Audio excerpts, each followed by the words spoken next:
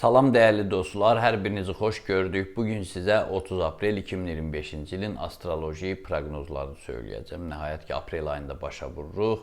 Gözəl may ayı durub qarşımızda. May ayının bürclər üzrə astroloji proqnozu artıq efirimizdədir. Xeyli də baxmısınız. Düşünürəm ki, bugündən sonra da baxacaqsınız. Həm müxtəlif belə deyim, videoların sonunda ya ilk şərh yerində paylaşıram, ictimai platformamızda da paylaşmışam. Və bu videonun arxasında kim tapa bilmirsə, bürclərin may proqnozları adlı bu videonun son 20 saniyəsində zəhmət olmasa baxarsınız və üstündən sadəcə vurursunuz. May ayının geniş, ətraflı, gözəl fonda, ulduzlu səmada, hərəkətli ulduzlu səmada musiqi sədası altında baxa bilərsiniz inşallah. Və bugün bir xatirəmi də demək istəyirəm. Kimsə deyir, tez olub bürclərə keç, bizim kanal bürc kanalı deyil. Biz sanki bir verilişdir, sonda da bürclər deyilik. Bütün kanallar necədir?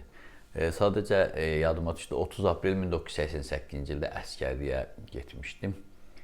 Yola saldılar məni rayondan, Tərtər rayonundan. Anam deyirdi ki, Səbuydan arxayınam, nə döyülməyəcək, nə özünü ac qoymayacaq. Heç bir işdən də çəkinən deyil. Bir dənə soyuğa düşməsin, soyuq yerə getməsin, lap arxayın olum. O da bəxtimdən gəldi, ömrümdə ilk dəfə təyyarəyə minirəm aeroportda. Təsəvvür edin ki, 11 saat uçduq. Əvvəl Qazaxıstana, Pavlodar şəhərinə düşdük. Dedim, Qazaxıstan istidir də, yəqin ki, yaxşı olar. Amma soyuq yeri də var da, o 37-ci repressiyasından bilirdim. Yox, dedilər, yarım saat sonra bir də qalxacaq. Bir də qalxdıq, getdik, gördük, qar yer, hər yer qardı, Irkutsk. Dedim, yəqin buradır. Dedilər, yox, təzədən bir də təyyarə ilə nə qədər də uçduq, gəldik Xabarovskiyə. Təsəvvür edin ki, -40 dərəcə şaxta. Dedim, anam narahat olacaq ki, yəqin bir dənə soyuqdan. Amma elə oldu, bəxtim gətirdi. 1200-lük deməli, hərbi hissədə cəmi 9 nəfər dəmir yolunu işləyirdi. Çox vaxt hərbi hissəyə gəlmirdik. Pul verirdilər, elə gedib orada yeməkxanalarda yerdik. Özümüzün də hərənin bir dənə butkası var idi, taxtadan. İçi də qaynar. Və qaydanda gördük, yenə soyuğa dözmürəm, üşüyürəm. Deyir, sən nətər orada olmuşsan? 40 dərəcə, bir dəfə hətta 41 olmuşdu mənfi. Təsəvvür edin, cəmi bir ay yarım isti olurdu da Amur çayında çimirdik və s.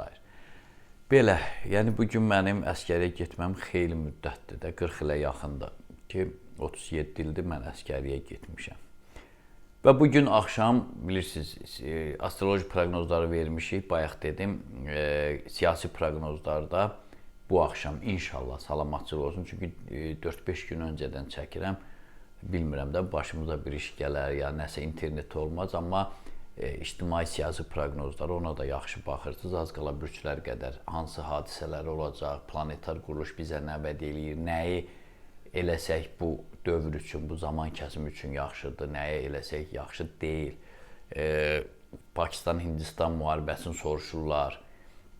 Yenə deyirəm, 3-4 gün qabaq çəkmişəm, bəlkə sakitləşəcək bu video gedənə qədər, amma hamısının cavabları olacaq, yeni münaqişə ocağı olacaq, olmayacaq, nələr baş verir, hansı olaylar olur, Rusiya-Ukrayna məsələsi. Bütün bunların hamısını astroloji hesablama, sırf elmi sizlərə çatdıracaq. Sadəcə adı belə olacaq, may ayı necə gəlir? Qarşısında da bir 2025 yazacağım ki, keçən ildə eyni adla vermişik, çaşıb onu oxuyarsınız birdən.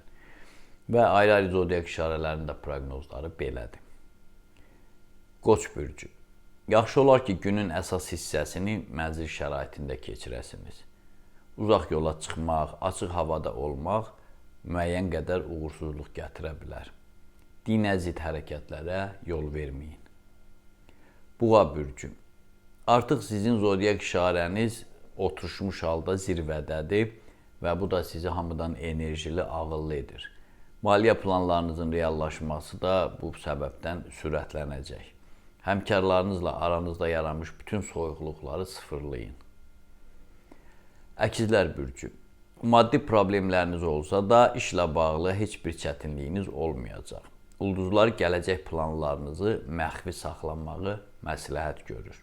Hətta ən yaxın adamlarınıza belə bu sirləri açmayın. Xərçəng bürcü.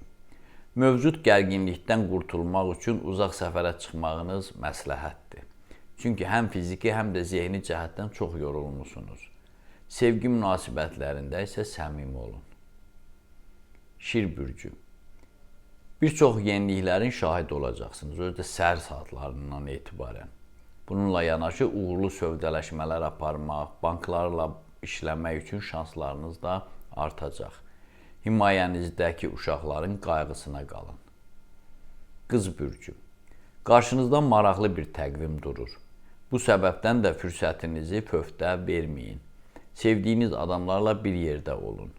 İşgüzar münasibətlərdə ölçülü biçili davranmağı da unutmayın. Tərəzi bürcü. İxtiyarınızda olan bu təqvimi məhəbbət istiqamətinə yönəldin. Çünki gün ərzində ən yüksək ovqatı məhz sevgidən alacaqsınız. Nahardan sonra müəyyən qədər işlə məşğul olmaq olar. Əqrəb bürcü.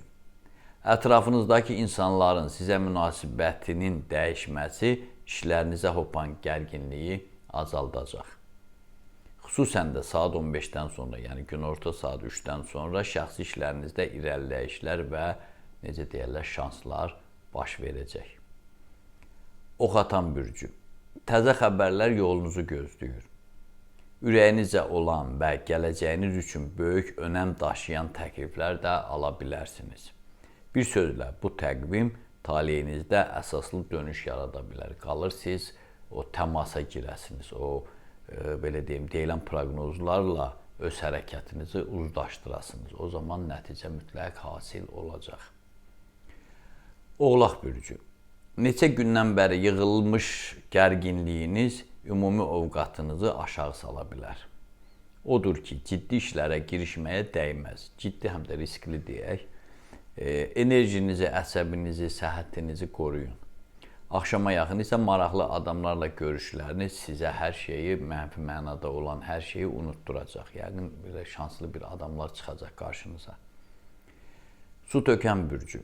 Göy qübbəsi yalnız səfərlər üçün uğurlu təqvim yaşayacağınızdan xəbər verir. Doğmalarınıza, yaxınlarınıza baş çəkməyə dəyər. Hətta pulunuz olmasa belə bir qədər borc götürüb də səfərə çıxmaq olar. Təbii ki, işdən gücdən ayrıla bilirsiniz. Yəni, əksər adamlar işsizdir deyə biz proqnozların bu xəttini götürürük.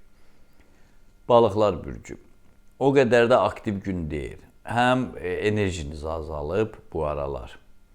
Yəqin lazımsız yerlərə çox enerji vermişsiniz. Bir tərəfdən də münasibətlərdə müəyyən anlaşılmazlıq var. Xüsusən də bu ailəyə aid deyil xəritəyə görə.